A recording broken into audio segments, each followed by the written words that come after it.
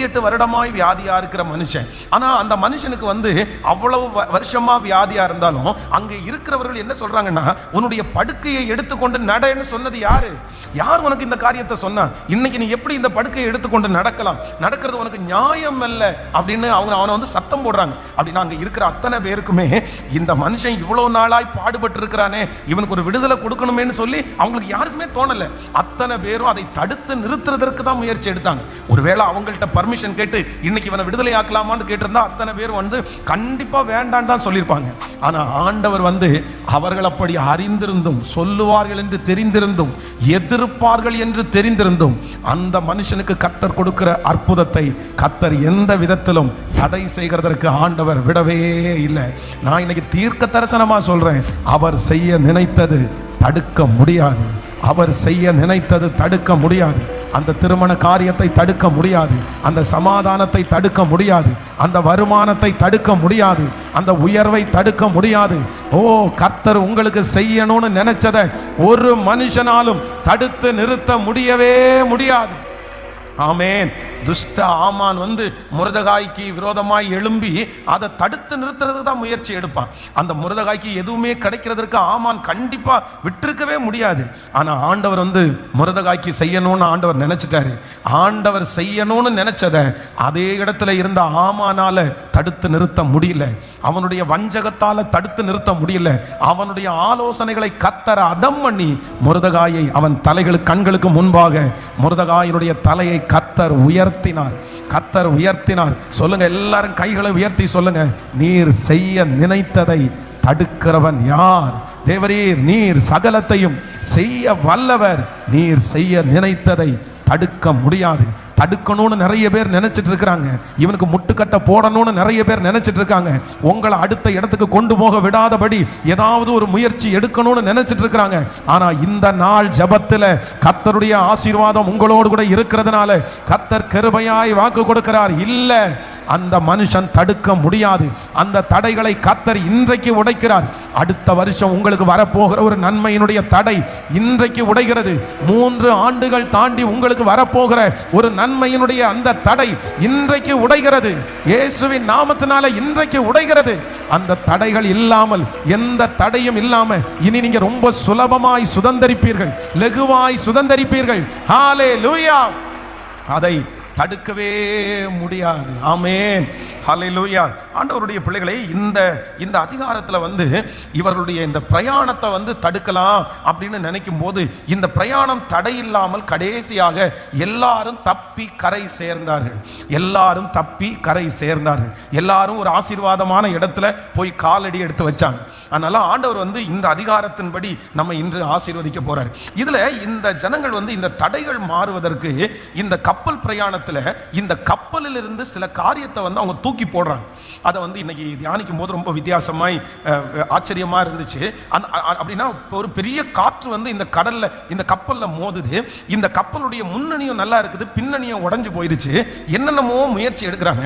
இப்ப இவங்க அத்தனை பேரும் இந்த பிரச்சனைக்கு தப்பணும், இவங்க அத்தனை பேரும் கரை சேரணும், இவர்களுக்கு ஆண்டவர் அற்புதம் செய்யணும். ஆனால் இந்த கப்பலிலே இருக்கிற சில காரியத்தை அவங்க தங்களை காப்பாற்றிக் கொள்வதற்காக தூக்கி வெளியில போடுறாங்க.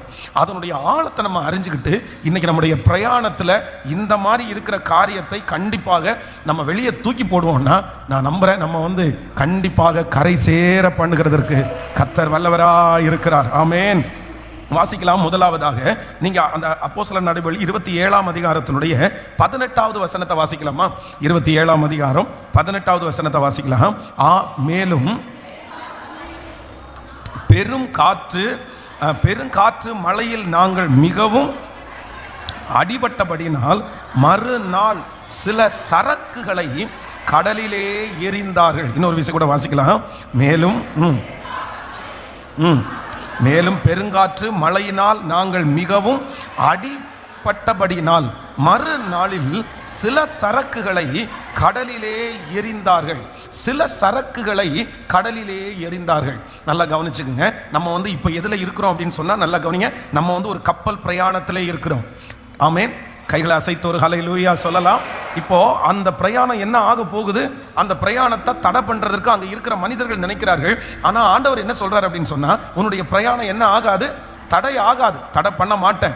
ஆமென். தேவரீர் சகலத்தையும் செய்ய வல்லவர், அவர் செய்ய நினைத்தது ஒன்றும் தடைபடாது. இந்த பிரயாணம் தடைபடாது, இந்த வியாபாரம் தடைபடாது, இந்த திருமணம் தடைபடாது, இந்த ஆசீர்வாதம் தடைபடாது. ஏன்னா தடைகளை மாற்றுகிறவர் நம்மோடு கூட இருக்கிறார். இதுவரைக்கும் உங்களுடைய வாழ்க்கையில பார்த்திருக்கிற தடைகளை இனி நிச்சயமா நீங்க பார்க்க மாட்டீங்கன்னு நான் மனசார உங்களை ஆசீர்வதிக்கிறேன். இது ஒரு காலம் தான், ஒரு காலம் தடையா இருக்கும். நான் உண்மையிலே நான் இப்போ கண்டினியூவா நம்ம சர்ச்சில் 100 நாள், கிட்டத்தட்ட 93 நாட்களாக நம்ம ஆராதனை நடத்திட்டு இருக்கிறோம். சர்ச்சில் சவுண்டு இருக்குது, வெளியே போகுது. ஆனா இது சாத்தியமே இல்லாத ஒரு காலம் இருந்துச்சு.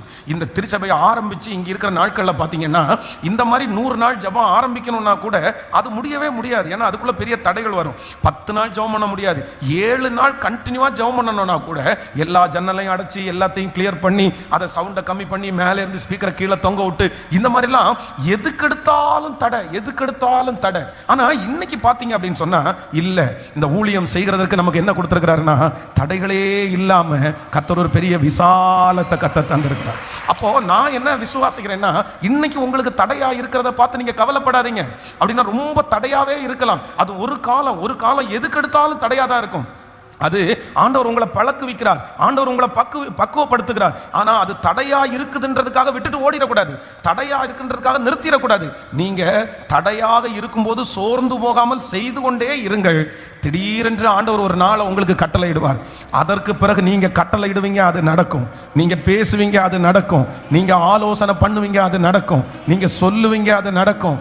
நீங்க பிளானை போடுவீங்க, அது பாட்டுல தடை இல்லாம கர்த்தர் நேர்த்தியாய் செய்ய கர்த்தர் நான் உங்களை ஆசீர்வதிக்கிறேன். இந்த திருச்சபைக்கு எப்படி அது நடந்துச்சோ அதே போல உங்களுக்கும் அப்படியே நடக்கட்டும். இன்னைக்கு தடையா இருக்கிற நீங்க இன்னைக்கு எதுக்கெடுத்தாலும் தடை தடை தடை, எங்க போனாலும் தடையா இருக்குது. எந்த வாசலுமே உங்களுக்கு திறக்கல, எங்க போனாலும் ஒரு முட்டுக்கட்டை இருக்குது. ஆனா கர்த்தர் கிருபையாய் வாக்கு கொடுக்கிறார். தேவரீர் சகலத்தையும் செய்ய வல்லவர், நீர் செய்ய நினைத்தது ஒன்றும் தடைபடாது. சீக்கிரமா இந்த காலம் உங்களை விட்டு போகும். அதற்கு பிறகு நீங்கள் நினைக்கிற அத்தனை காரியத்தையும், நீங்கள் வேண்டிக் கொண்டுகிற அத்தனை காரியத்தையும் எந்த தடையுமே இல்லாம கர்த்தர் செய்ய வைப்பார். ஹல்லேலூயா. கர்த்தர் செய்ய வைப்பார். அப்போ இந்த பிரயாணத்தை அவங்க ஆரம்பிக்கும் போது, அந்த பிரயாணத்தை தடை பண்ணணும்னு நினைக்கும் போது, அந்த காப்பாற்றப்படுகிறத தடை பண்ணும்போது ஆண்டவர் அந்த இடத்துல காப்பாற்றுவதற்கு முயற்சி எடுக்கிறார். அப்போ இந்த கப்பல் இப்ப பிரயாணம் போகிறது. இப்ப இந்த பிரயாணம் கடைசி வரைக்கும் தடையில்லாமல் போய் சேர்றதற்கு நம்பர் 1 முதலாவதாக என்ன பண்றாங்களாமா, தங்களுடைய மேலும் பெரும் காற்று மழையினால் நாங்கள் மிகவும் அடிபட்டபடியினால் மறுநாளிலே சில சரக்குகளை கடலிலே எறிந்தார்கள். சில சரக்குகளை கடலிலே எறிந்தார்கள். அப்போ ஒரு கப்பல் பிரயாணத்துல போகும்போது அந்த கப்பல் ஆபத்துல இருக்குன்னா முதல்ல என்ன பண்ணுவாங்கன்னா அந்த கப்பலுடைய பாரத்தை குறைப்பாங்க. அப்பதான் அந்த கப்பல் ரொம்ப வேகமா போக முடியும், சீக்கிரமா போக முடியும், மூழ்காம போக முடியும். முதல்ல நீங்க எந்த கப்பல் ஆக்சிடென்ட்டையும் பாருங்க. இந்த கப்பல் ஆக்சிடென்ட் பொதுவாக நீங்க யோனாவின் தீர்க்க தரிசன புஸ்தகத்தில் வாசிக்கும் போது கூட யோனா வழி மாறி போவார்ல, அப்ப அந்த கப்பல் இப்ப மூழ்கத்தக்கதா வரும்போது ஜனங்கள் எல்லாரும் உடனே என்ன எடுத்து போடுவாங்கன்னா சரக்குகளை எடுத்து உடனே வெளியே போடுவாங்க. இதுதான் பழக்கம். அப்போ நான் ஆவிக்குரிய விதத்தில் என்ன நினைக்கிறேன் அப்படின்னு சொன்னா, உங்களுடைய கப்பல் தடையில்லாம ஓடணும்னா நீங்க நெக்ஸ்ட் இயர்ல ஆண்டவர் உங்களையும் என்னையும் கரை சேர்க்க பண்ண போகிறார். கர்த்தர் ஒரு கரையை பார்க்க ஆண்டவர் உதவி செய்ய போறார். அதுக்கு முதல்ல என்ன பண்ணணும்னா, நமக்கு தேவையற்ற சரக்குகளை முதல்ல என்ன பண்ணணும்னா வெளியே எடுத்து போடணும்.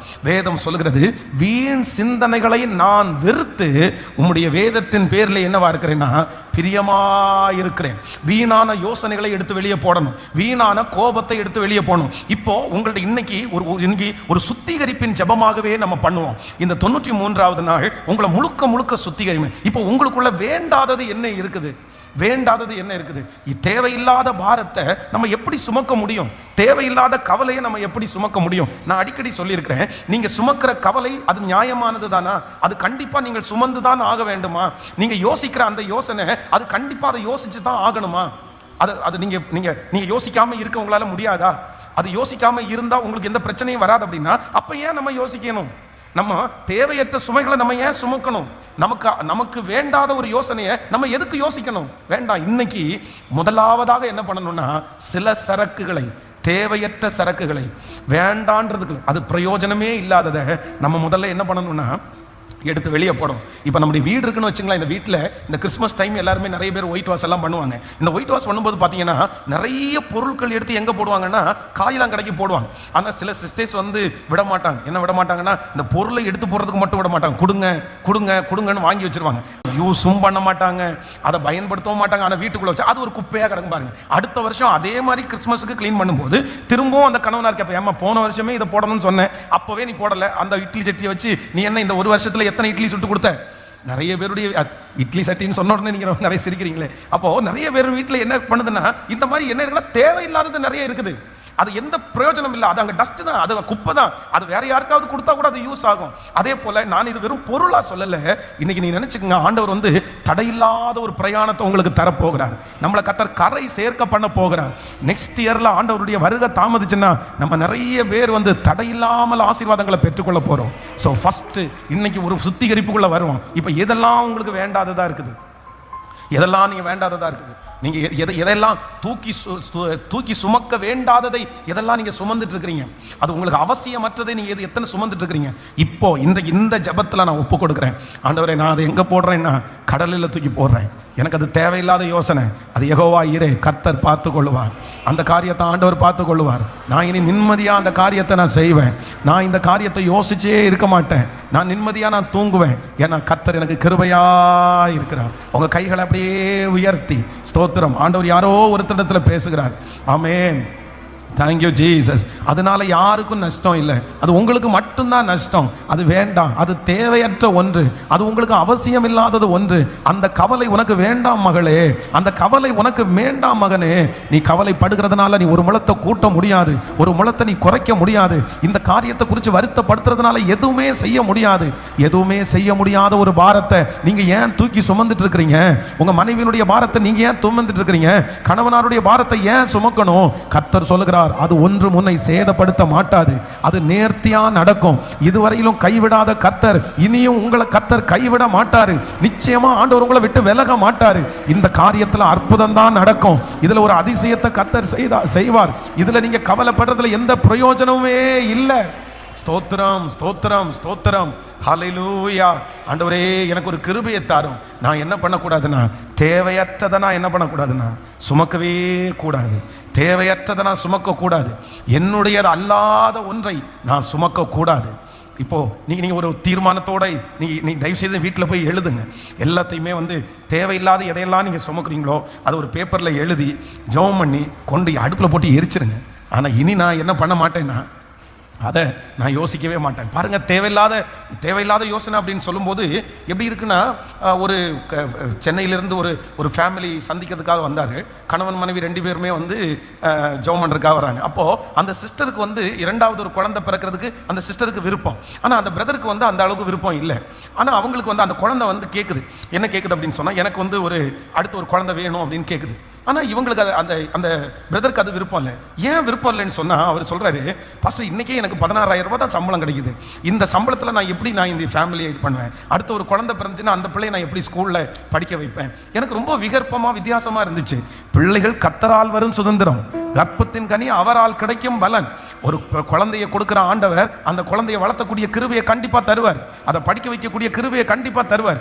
அவ்வளோதான். தடையாக்கி அது முடியாது அப்படின்னு சொல்லி, அப்போ இதெல்லாம் என்ன அப்படின்னு சொன்னா, தேவையில்லாத ஒன்றை நம்ம என்ன பண்ணிருக்கிறோம்னா சுமந்துட்டே இருக்கிறோம். அந்த பாரம் நமக்கு வேண்டியதில்லை.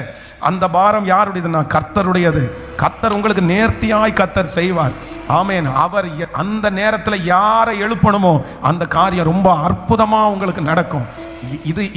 அதனாலன்னு சொல்லி நீங்க எந்த காரியத்தையும் தடுத்து நிறுத்தாதீங்க. உங்கள்கிட்ட பணம் இல்லை, உங்கள்கிட்ட ஞானம் இல்லை அப்படின்னு நீங்க எதைக்குமே முட்டுக்கட்ட போடாதீங்க. நீங்க யார் முட்டுக்கட்ட போறதுக்கு? கர்த்தர் கொடுக்கிற ஆசீர்வாதத்தை தடுக்கிறது நீங்க யாரு? ஆண்டவர் உங்களுக்கு வச்சிருக்கிற திட்டத்தை நிறைவேற்றாதபடி தடுக்கிறதுக்கு நீங்க யாரு? நீங்க அப்படி தடுக்க கூடாது. உங்களுடைய நினைவுகள் ஆண்டவருடைய நினைவுகள் அல்ல, உங்களுடைய வழிகள் ஆண்டவருடைய வழிகளும் அல்ல. அவருடைய வழி மேலானது. அவர் நினைச்சாருன்னா 24 மணி நேரத்துக்குள்ள எனக்காக ஒரு 10 வருஷத்திற்கானதை ஒரே நேரத்தில் கர்த்தரால் எனக்கு தர முடியும். அவர் அவ்வளவு பெரிய தேவனாய் இருக்கிறார். ஹல்லேலூயா. அதனால ஃபர்ஸ்ட், ஆண்டவரே என்னுடைய கப்பல்ல இருந்து நான் இறக்குறேன். எது இறக்குறேன் அப்படின்னு சொன்னா, தேவையற்ற வீணான சில சரக்குகளை நான் என்ன பண்ண போறேன், நான் தேவையில்லாததை தூக்கி நான் போடுறேன். அதை நான் இந்த 100 நாள் ஜபம் வெறும் வச்சுட்டு 100 நாள் முடிஞ்சோன்னா அப்படியே போயிடக்கூடாது. இந்த 100 நாள் ஜபம் பண்ணினதுக்கு ஒரு மாற்றம் கண்டிப்பா சொல்லுங்க, சத்தமா ஒரு மாற்றம் வேணும். நான் அடிக்கடி சொல்றது போல, இங்கிருந்து சர்ச்சை விட்டு வெளியே போகும்போது, சர்ச்சுக்கு உள்ள வரும்போது வருத்தப்பட்டு வாரம் சுமக்கிறவர்களே, நீங்கள் எல்லாரும் என்னிடத்தில் வாருங்கள், நான் உங்களுக்கு இளைப்பாறுதல் தருவேன் சொன்னது மாதிரி, சர்ச்சுக்குள்ள வரும்போது மொத்த மூட்டையும் இறக்கி வச்சுட்டு அப்படியே வந்து நல்லா ஆராதிச்சு முடிச்ச உடனே போகும்போது ஆளுக்கு ஒன்று தூக்கிட்டு போயிடக்கூடாது. இன்னைக்கு நம்ம நிறைய பேர் அப்படிதான், செருப்பு போடுறோமோ இல்லையோ எதையை தூக்கிட்டு போயிடுறோம். கொண்டு வந்த மூட்டையை அப்படியே நிறைய பேர் திரும்ப திரும்ப கொண்டு வராங்க, இங்க வைக்கிறாங்க, திருப்பி கொண்டு போறாங்க. அப்படி இல்லை, கொண்டு வர்ற மூட்டையை எங்க போட்டணும் சொல்லுங்க? அவர் உங்களை விசாரிக்கிறவர் ஆனபடினால் உங்கள் கவலைகளை எல்லாம் அவர் மேல் வைத்து விடுங்கள்.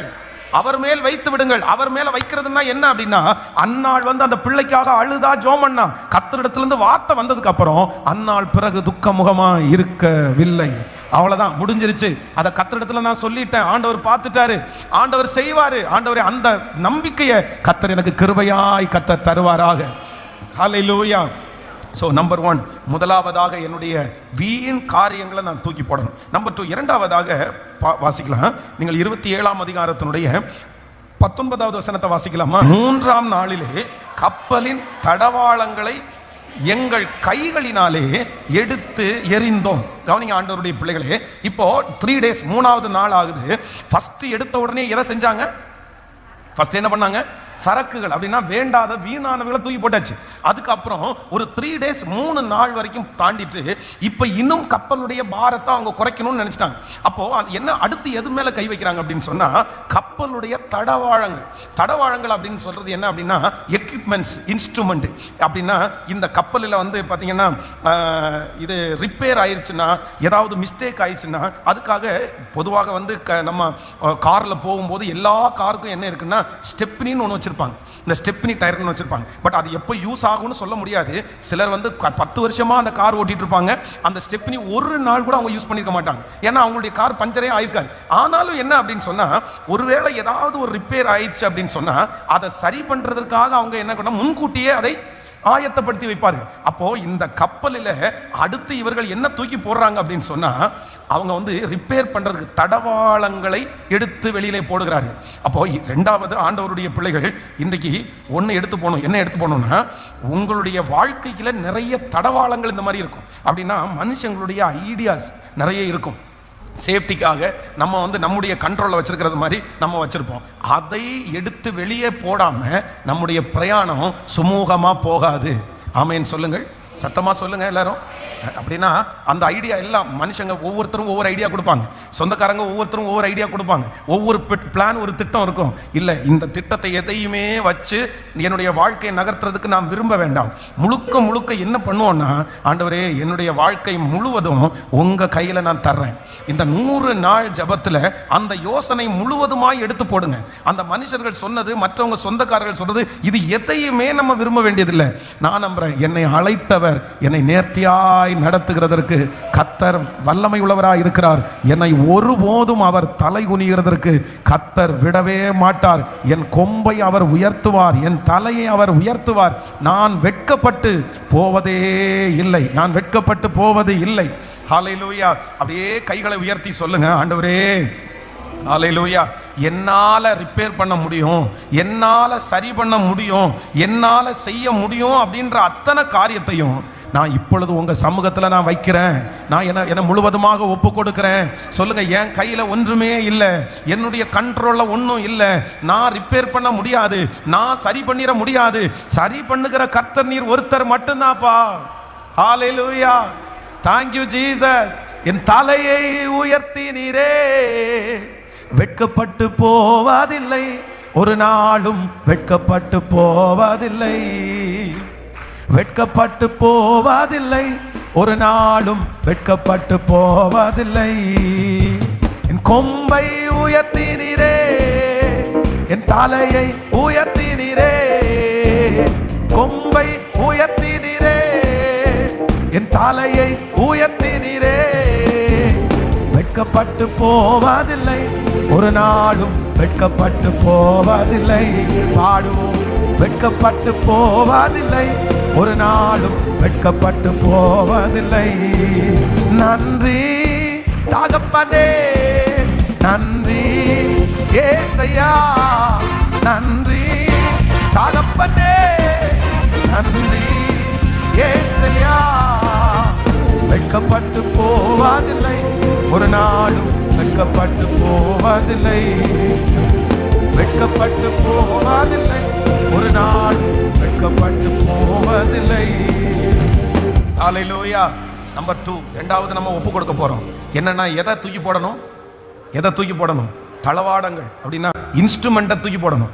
எது வந்தாலும் காற்று போச்சுன்னா காற்று அடிச்சுக்கலாம், நெட்டு கழிச்சுன்னா நெட்டை டைட் பண்ணிக்கலாம் அப்படின்னு வச்சிருக்கிறது நான் ரெடி பண்ணிடுவேன், நான் சரி பண்ணிடுவேன், நான் சரி பண்ணிடுவேன். சிலருக்கு சில விஷயத்தில் பயங்கரமான கான்ஃபிடென்ட் இருக்கும். அப்படின்னா துணிஞ்சு போய் கடன் வாங்குவாங்க, துணிஞ்சு கடன் வாங்குவாங்க. எதுக்கு துணிஞ்சு கடன் வாங்குவாங்கன்னா, எனக்கு தான் அடுத்த மாதம் சம்பளம் வருதுல்ல, எனக்கு தான் அடுத்த மாதம் இன்க்ரிமெண்ட் வருதுல்ல, எனக்கு தான் அடுத்த மாதம் இந்த இடத்துல இருந்து பணம் வருதுல்ல அப்படின்னு தங்க மேல ஒரு பெரிய நம்பிக்கை வச்சு துணிஞ்சு போய் செய்வாங்க. ஆனா பெரிய பாதிப்பு அவர்களுக்கு உண்டாகும், பெரிய நஷ்டம் அவங்களுக்கு உண்டாகும். அதே போல சில வாலிப தம்பி தங்கச்சிங்க திருமண வாழ்க்கையில பாத்தீங்கன்னா துணிஞ்சு போய் செய்வாங்க.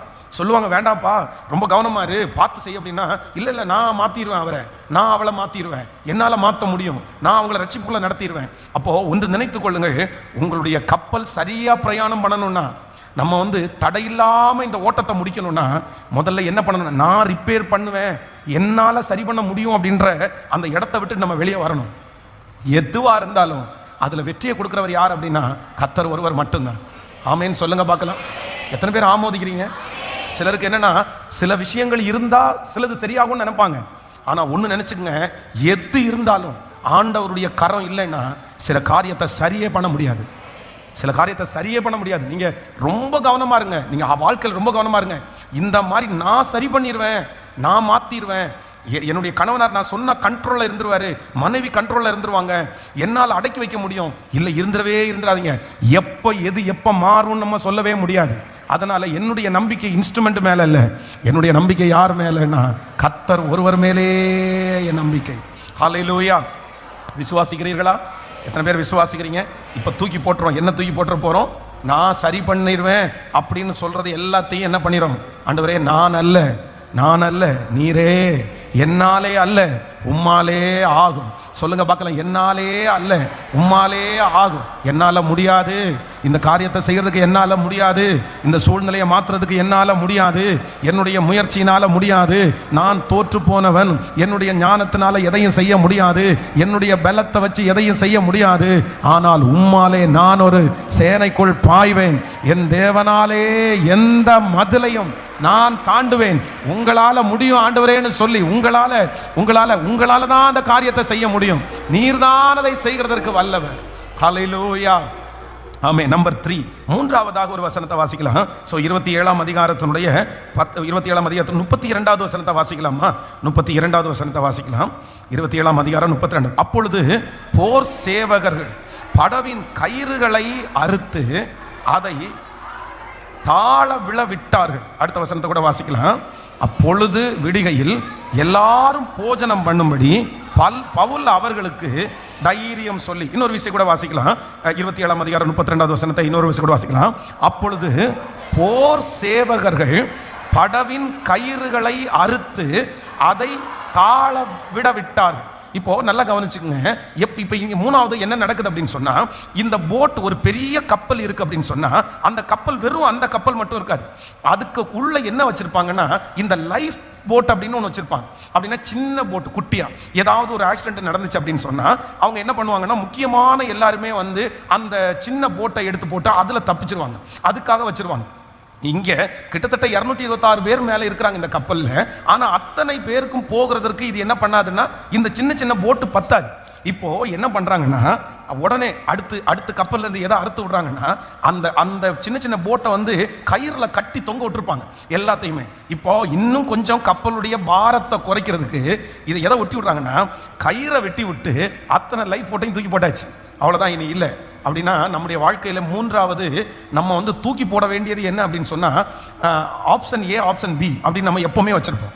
அது இல்லைன்னா, ஹலோ கேட்கல, நம்முடைய வாழ்க்கையில அது இல்லைன்னா இது இல்லைன்னா அது இதுலேருந்து அதில் தூக்கி போட்டு, அதுலேருந்து இதில் தூக்கி போட்டு, இதை இப்படி தூக்கி போட்டு, அதை அப்படி தூக்கி போட்டு, அதை அப்படி பண்ணலாம், இதை இப்படி பண்ணலாம், இதை இங்கே பண்ணலாம். அப்போது நமக்குள்ளேயே என்ன இருக்கும் அப்படின்னு சொன்னால், என்ன நடந்தாலுமே நமக்கு இல்லை நிறைய பேருக்கு வந்து இந்த ஆப்ஷன் ஏ ஆப்ஷன் பி அப்படின்றத ஒன்று வச்சிருவோம். அது கர்த்தருக்கு சித்தமா, அது கர்த்தருக்கு சித்தம் இல்லையா, இதெல்லாம் கேட்கறது இல்லை. இது ஆண்டவருக்குரியதா, இது எதுவுமே கேட்கறது இல்லை. ஏன்னா நம்முடைய ஐடியாவின் படி எப்பவுமே ஒன்றை வந்து அடுத்த ஒரு காரியத்தை இவர் இப்படி பேசினாருன்னா நம்ம இப்படி பேசலாம், இவங்க இப்படி வந்தாங்கன்னா நம்ம இப்படி போகலாம், இப்படி சண்டை போட்டாங்கன்னா இப்படி சண்டை போடலாம் அப்படின்னு நம்முடைய மனசுக்குள்ளேயே நிறைய பேருக்குள்ள தோணும்.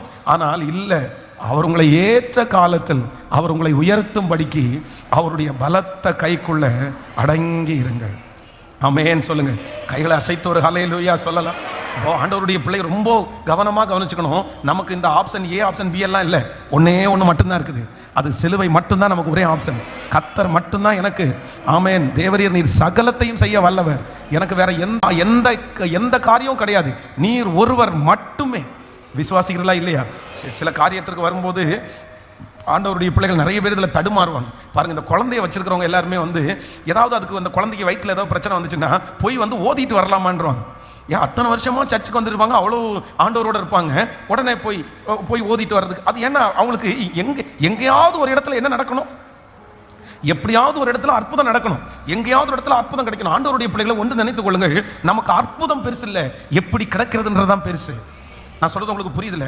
என் கையில் இப்போ 100 ரூபாய் எனக்கு வேணும்னு வச்சுங்களேன், இந்த 100 ரூபாய் எப்படி வேணாலும் எனக்கு வந்துடலாம், எனக்கு 100 ரூபாய் போதும்னு நான் நினைச்சிடக்கூடாது.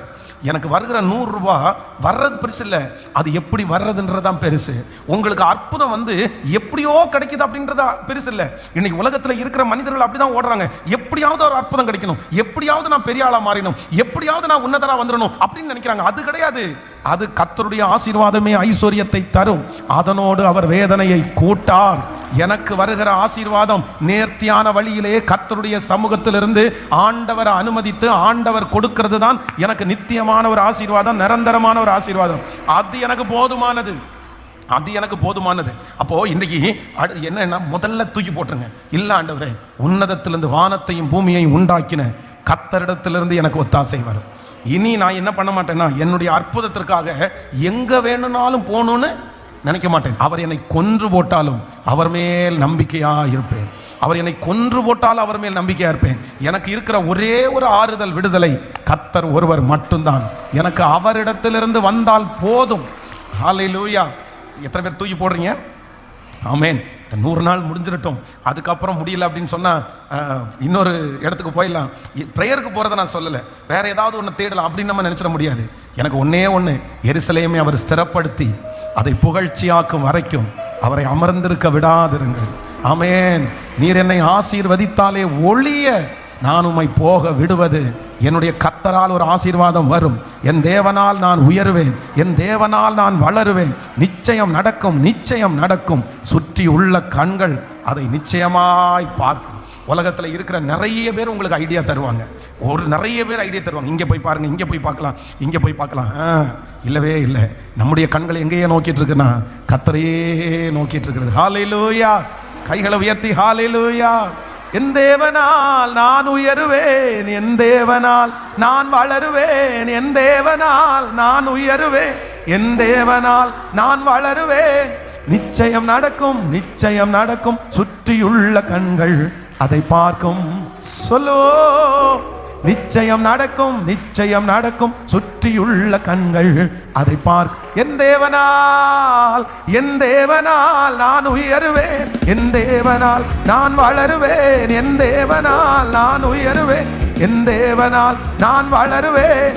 நிச்சயம் நடக்கும், நிச்சயம் நடக்கும். சுற்றியுள்ள கண்கள் அதை பார்க்கும். பாடுவோம்.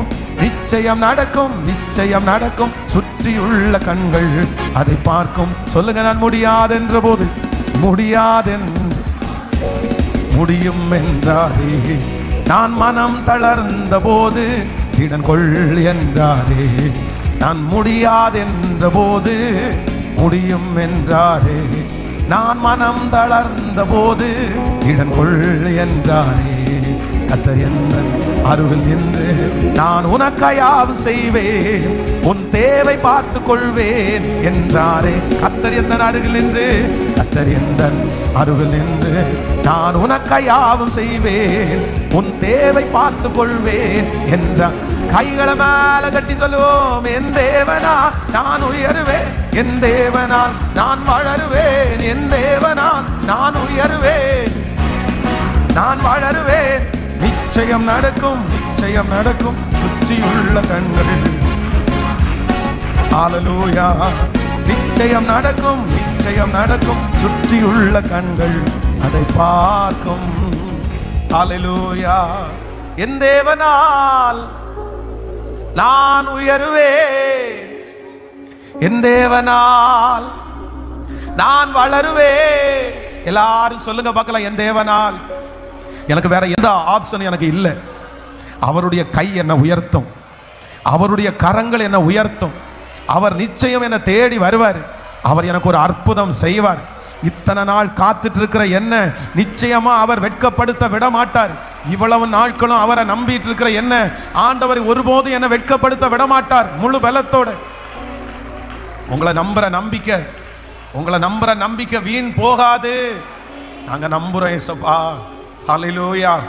நான் விசுவாசிக்கிறேன், வேற எதையுமே தேடாம ஆண்டவரையே தேடுகிற உங்களை என்னையும் கர்த்தர் நிச்சயம் ஆண்டவர் கைவிடவே மாட்டார். ஹல்லேலூயா. ஸோ நம்பர் 1, முதலாவதாக நம்ம ஒரு பெரிய பிரயாணத்தை முடிக்கிறதுக்கு ஆண்டவர் பலன் தருவார். தேவரீர் சகலத்தையும் செய்ய வல்லவர். நீர் செய்ய நினைத்தது ஒன்றும் அது தடைபடாது. இந்த பிரயாணம் தடைபடாது, இந்த ஓட்டம் தடைபடாது, இந்த வேலை தடைபடாது.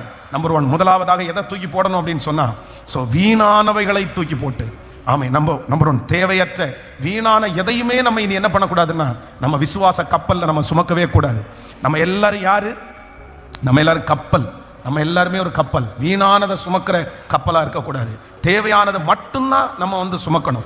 இந்த ஜெபத்திற்கு பிற்பாடு நீங்கள் எதை யோசித்தாலும் உங்களுக்கு ஞாபகம் வரணும், இது தேவையா, இது எனக்குரியது தானா, நான் தான் இதை சுமக்கணுமா அப்படின்னு நீங்கள் யோசிச்சு தான் நீங்கள் செய்யணும். நம்பர் 2, இரண்டாவதாக, ஆமீன், நம்பர் 2 இரண்டாவது எதை நம்ம தூக்கி போடணும் அப்படின்னு சொன்னால், தளவாடங்களை தூக்கி போடணும். அப்படின்னா என்னால் முடியும் அப்படின்னு சொல்லி நான் சரி பண்ணிக்க முடியும், நான் அதை ரெடி பண்ணிக்குவேன் அப்படின்றதெல்லாம் தூக்கி போட்டு, யார் தான் அதை சரி பண்ணுவாருன்னா கர்த்தர் ஒருவர் மட்டுமே. ஸோ நம்பர் 3, மூன்றாவது என்ன அப்படின்னு சொன்னால், நிறைய ஆப்ஷன்ஸ். அப்படின்னா பிளான் பி, பிளான் ஏ, அந்த மாதிரி இது இல்லைன்னா அது இல்லைன்னா இது அப்படின்னு இல்லாமல், என்னுடைய ஓட்டத்தில் என்னென்னா ஒரே ஒருத்தர் என்னை விடுதலை ஆக்குறவர். இனி இந்த ஜெபத்திற்கு பிற்பாடு நான் ஒரு தீர்மானம் எடுத்தேன். இனி நான் ஆண்டவரை உறுதியாய் பற்றி பிடிக்க போகிறேன். உன்னை உறுதியாய் பற்றி கொண்ட மனதை உடையவர்கள், உண்மையே நம்பி இருக்கிறபடினால் அவர்களை பூரண சமாதானத்துக்குள்ள வைக்கிறவர்கள். இந்த திருமணம் கர்த்தரால நடக்கும், இந்த வியாபாரம் கர்த்தரால் ஆசீர்வதிக்கப்படும், இந்த தடை ஆண்டவரால முடியும், இந்த நோய் கர்த்தரால் சரியாகும், இந்த ஆசீர்வாதம் கர்த்தரால் எனக்கு உண்டாகும். கர்த்தரே எனக்கு அதை செய்து முடிக்கிறதுக்கு வல்லவராக இருக்கிறார்.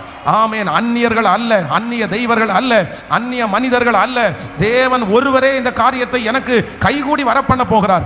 மனுஷனால் அல்ல, சொந்தக்காரர்களாய் அல்ல, கர்த்தர் ஒருவர், ஆண்டவரே எனக்காக இறங்கி, ஆமேன், எனக்காக பரலோகம் வேலை செய்ய போகுது. நமக்காக ஆண்டவர் வேலை செய்ய போறாரு. இந்த ஜெபத்திற்கு பிற்பாடு உங்களுக்காக கர்த்தரே வேலை செய்வார். ஆமேன். மொர்தெகாய கர்த்தர் கொண்டு வந்து அரண்மனையில் உட்கார வைக்கணும்னு நினைச்சாருன்னா, அவருக்கு யாரும் சொல்ல வேண்டிய அவசியமே இல்லை, யாரும் அவனுக்கு ஹெல்ப் பண்ண வேண்டிய அவசியம் இல்லை. அந்த மனுஷனை குறித்து ராஜா அரண்மனைக்கு ஒருத்தரும் கொண்டு போய் சேர்க்க வேண்டியதில்லை. கர்த்தரே ராஜாவினுடைய தூக்கத்தை எடுத்து கர்த்தரே வாசிக்க சொல்லி, ஆண்டவரே ஆசீர்வாதத்தை கொடுக்கறதுக்கு முடியும்னு நம்புறவங்க மட்டும் கைகளை மேல தட்டி உங்களை ஆசீர்வதிக்கணும்னு நினைச்சாருன்னா, கர்த்தர் யாருமே இல்லாம அவர் ஒருத்தரே நேருக்கு நேரு உங்களுக்கு அற்புதம் செய்ய முடியும். யாரும் இல்லாம என்ன உயர்த்துறதுக்கு கர்த்தருக்கு முடியும். என்ன உயர்த்துறதற்கு ஆண்டவருக்கு இன்னொருத்தர் தேவையே இல்லை, இன்னொருத்தர் அவசியமே இல்லை. ஹல்லேலூயா. ஸோ நம்பர் 4, நாலாவதாக ஒரு காரியத்தை கூட வாசிக்கலாமா? ஆமேன். நீங்கள் 27ஆம் அதிகாரத்தினுடைய 40வது வசனத்தை வாசிக்கலாமா? 27ஆம் அதிகாரம் 40வது வசனம். நங்கூரங்களை அறுத்து கடலிலே விட்டுவிட்டு சுக்கான்களுடைய கட்டுகளை தளர விட்டு பெரும் பாதையை காற்று முகமாய் விரித்து கரைக்கு நேரே ஓடி. ஆமேன். இன்னொரு விஷயம் கூட வாசிக்கலாம், அதை 40வது வசனத்தை. நங்கூரங்களை அறுத்து கடலிலே விட்டுவிட்டு சுக்கான்களுடைய கட்டுகளை தளர விட்டு பெரும் பாதை காற்று முகமாய் விரித்து கரைக்கு நேராய் ஓடி. ஹல்லேலூயா. அப்படின்னா அடுத்து என்ன நடக்குது அப்படின்னு சொன்னா, இந்த நங்கூரங்கள், வேதம் சொல்றது நங்கூரங்களை அறுத்து கடலிலே விட்டு விட்டு. இந்த நங்கூரம் அப்படின்னு சொல்றது என்ன அப்படின்னு சொன்னா, ஒரு கடலுடைய பின்னணியத்திலே இருக்கிறதுக்கு பேர் தான் என்னது? நங்கூரம். உங்களுக்கு தெரியும் அது என்னன்னா ஒரு வித்தியாசமா இருக்கும். அதை என்ன பண்ணுவாங்கன்னா, இந்த கப்பலை நிறுத்துறதற்காக பயன்படுத்துகிற ஒன்று தான் என்னன்னா இந்த நங்கூரம். இது என்ன பண்ணும் அப்படின்னு சொன்னா, பின்னாடி கரையில் இந்த நங்கூரத்தை ஒரு இடத்துல வச்சுட்டாங்க அப்படின்னு சொன்னா, அந்த கப்பலை முன்னாடி அது என்ன பண்ண விடாதுன்னா போக விடாது, பின்னாடி தான் இழுக்கும். என்னதான் காத்தடிச்சாலுமே பின்னாடி தான் இழுக்குமே தவிர முன்னாடி போக. அதனால தான் இந்த போடைய பின்பக்கமும் உடஞ்சிருச்சுன்னு வேதம் சொல்லுது. அப்போ அடுத்ததாக நம்முடைய கப்பலில் இருந்து எடுத்து போடுறது எதை எடுத்து போடணும்? பின்னாடி இழுக்கிற நங்கூரங்களை நம்ம எடுத்து போடணும். அப்படின்னா சில விஷயங்கள் உங்களை பின்னாடி நடந்ததெல்லாம் யோசிச்சுட்டே இருப்போம். விழுந்து போனது அப்படின்னா, தன்னுடைய வாழ்க்கையில நம்ம உடைஞ்சு போனது, நஷ்டப்பட்டது, யாராவது ஒருத்தர் ஏமாத்தினது, கடந்த கால பாவங்கள், இது எல்லாமே சில மனிதர்களை என்ன பண்ணும்னா பின்னாடி இழுத்துட்டே இருக்கும், பின்னாடி இழுத்துட்டே இருக்கும். ஆனா நீங்க ஒண்ணு நினைச்சுக்குங்க, இல்ல நம்ம முன்னோக்கி பயணம் செய்ய வேண்டியவர்கள், நம்ம கரைக்கு சேர போறோம், ஆண்டவர் நமக்கு ஒரு கரைக்கு கொண்டு போறாரு, நம்ம அதெல்லாத்தையும் நம்ம மறந்துட்டு அதெல்லாம் கடந்த கால பாவங்கள், கடந்த கால சுமைகள், இது எல்லாத்தையும் ஆண்டவருடைய பாதத்தில் நம்ம கொடுத்துட்டோம். இந்த ஜெபத்திற்கு பிற்பாடு ஒரு புதிய பிரயாணம் உங்களுக்கு ஆரம்பமாகிறது, ஒரு புதிய வாழ்க்கை உங்களுக்கு ஆரம்பமாகிறது. ஆமென். கடந்ததை நினைத்து கலங்காதே, நடந்ததை மறந்துவிடு. கர்த்தர் உங்களுக்கு பெரிய காரியங்கள், புதிய காரியங்களை கர்த்தர் செய்வார். அது ஏதோ ஒரு காலம் முடிஞ்சிருச்சு, இனி சகலமும், இதோ நான் சகலத்தையும் புதிதாக்கினேன் என்று கர்த்தர் வாக்கு கொடுக்கிறார். ஆமென். ஏதாவது நீங்க இழந்திருக்கிறீங்களா? யாரையாவது நீங்க இழந்திருக்கிறீங்களா? இல்ல கடந்த நாட்களில் பார்த்த தோல்விகள் ஏதாவது உங்க மனசுக்குள்ள திரும்ப திரும்ப வந்துட்டே இருக்குதா? ஆண்டவர் சொல்றாரு, சுமக்காதீங்க, சுமக்காதீங்க, சுமக்காதீங்க, அதையே இழுத்துட்டு போண்டா. நடந்ததெல்லாம் நன்மைக்கு, போனதெல்லாம் போகட்டும், இழந்ததெல்லாம் விட்டாயிருச்சு, தீமை வந்ததெல்லாம் முடிஞ்சிருச்சு. ஆனா இனி நமக்கு ஒரு புதிய காரியத்தை கர்த்தர் கிருபையாய் செய்ய போகிறார். ஹல்லேலூயா. இப்போ இன்னைக்கு எல்லாரும் ஜெபம் பண்ணி இந்த 4 காரியத்தை நம்ம ஒப்பு கொடுத்து இன்னைக்கு ஒரு புது பிரயாணத்தை நம்ம ஆரம்பிக்கிறதுக்கு ஆண்டவர் உதவி செய்ய போறார். எத்தனை பேர் என் கூட ரெடியா இருக்கிறீங்க? எத்தனை பேர் என் கூட ரெடியா இருக்கிறீங்க? நம்ம கப்பலை ஆண்டவர் கரை சேர்க்க போகிறார். தேவரீர் சகலத்தையும் செய்ய வல்லவர். நீர் செய்ய நினைத்தது ஒன்றும் தடைபடாது. இந்த பிரயாணத்தை தடை பண்றதுக்கு ஒருத்தருக்கும் கர்த்தர் அனுமதி கொடுக்க மாட்டார். இந்த பிரயாணத்தை ஒருவரும் தடுத்து நிறுத்த முடியாது. உங்க பிரயாணத்தை துவங்கினவர் கர்த்தர், உங்களுக்குள்ள அழைப்பை வைத்திருக்கிறவர் கர்த்தர். அவர் வாக்கு கொடுக்கிறார், யார் தடுத்தாலும், கப்பலுடைய மாலுமியே தடுத்தாலும், 100க்கு அதிபதி தடுத்தாலும், உங்களை காப்பாற்றுகிறதற்கு கர்த்தர் அந்த இடத்துல ஒரு ஆளை கர்த்தர் அனுப்பி அவர் செய்ய நினைத்தது தடைபடாது. உங்களை கொண்டு நினைச்ச ஊழியம் தடைபடாது. உங்களை கொண்டு கர்த்தர் வச்சிருக்கிற அந்த சாட்சி எந்த விதத்திலும் தடைபடாது. ஆமென். அப்புறம் பார்த்தீங்கன்னா அழகா இந்த கப்பல்ல இருந்து ஒவ்வொருத்தரும் பார்த்தீங்கன்னா அந்த குறிப்பிட்ட இடத்துக்கு வந்த உடனே இந்த கப்பல் உடையுது. எல்லா பொருட்களையும் பிடித்து வேதம் சொல்லுகிறது, இவ்விதமாய் அத்தனை பேரும் தப்பி கரை சேர்ந்தார்கள். தப்பி கரை சேர்ந்தார்கள். எல்லாரும் கரை சேர்ந்த உடனே அதற்கப்புறம் அப்போஸ்தலனாகிய பவுலுடைய ஊழியம் சிறப்பாய் ஆரம்பிக்குது, மகிமையா ஆரம்பிக்குது. நான் நம்புறேன், அவர் செய்ய நினைச்சதை யார் தடை பண்ண முடியும்? உங்களுடைய விசுவாச கப்பலில் கர்த்தர் ஏறி இருக்கிறார். இந்த பிரயாணத்தில் ஆண்டவர் இருக்கிறார்.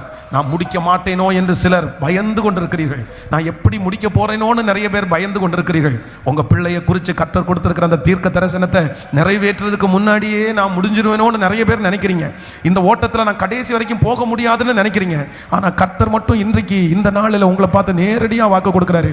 இல்ல மகளே, உன்னுடைய பிரயாணத்தில் ஆரம்பிச்சதுல இருந்து உன் கூட டிராவல் பண்ணுகிற கர்த்தர் எந்த பிரச்சனை வந்தாலும், இந்த கப்பலே மூழ்கி போனாலும், நீ பிரயாணம் பண்ணுகிற எல்லாம் மூழ்கி போனாலும், அப்போஸ்தலனாகிய பவுலை கரை சேர்த்தது உண்மையானால் உங்களை நிச்சயமா கர்த்தர் கரை சேர்ப்பேன் என்று வாக்கு கொடுக்கிறார். அந்த தரிசனம் நிறைவேறுகிற வரைக்கும் கர்த்தர் விடமாட்டார்.